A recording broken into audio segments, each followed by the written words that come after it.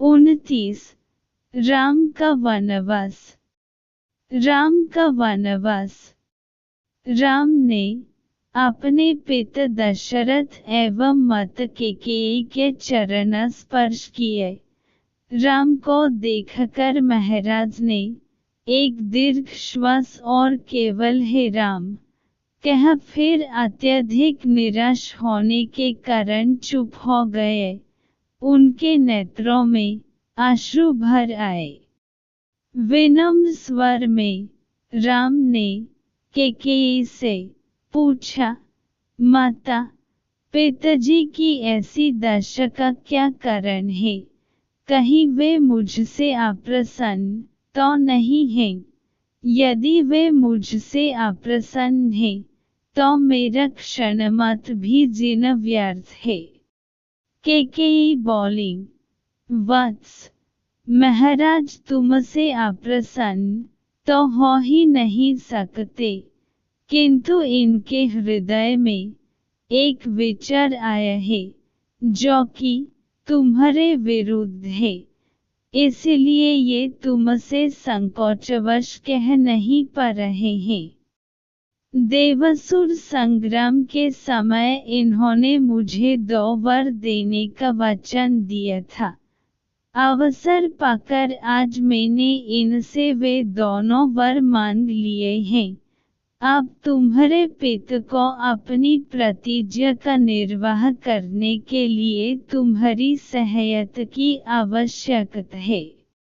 यदि तुम प्रतिज्ञा करोगे कि जो कुछ मैं कहूँगी उसका तुम अवश्य पालन करोगे, तो मैं तुम्हें उन वरदानों से अवगत कर सकती हूँ। राम बोले, हे माता, पिता की आज्ञा से मैं अपने प्राणों की भी आहुति दे सकता हूँ। मैं आपके चरणों की सौगंध खाकर प्रतिज्ञा करता हूँ कि आपके वचनों का अवश्य पालन करूँगा।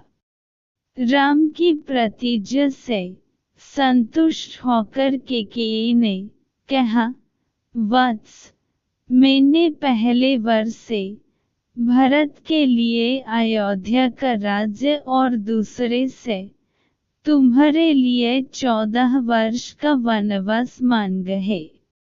अतः अब तुम अपनी प्रतिज्ञा के अनुसार तत्काल वक्कल धारण करके वन को प्रस्थान करो। तुम्हारे मोह के कारण ही महाराज दुखी हो रहे हैं, इसलिए तुम्हारे वन को प्रस्थान के पश्चात ही भरत का राज्याभिषेक होगा।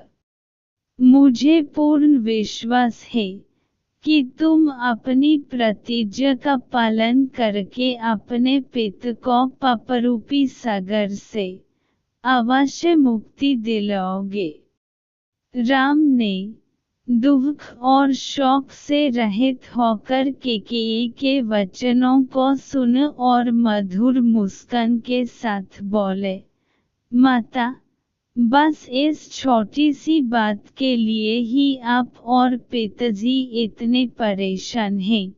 मैं तत्काल वन को चला जाता हूँ।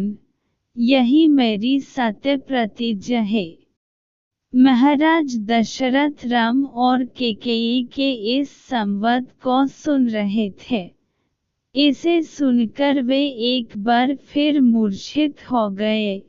राम ने मूर्छित पिता और कैकेयी के चरणों में मस्तक नवाया और चुपचाप उस प्रकोष्ठ से बाहर चले गए।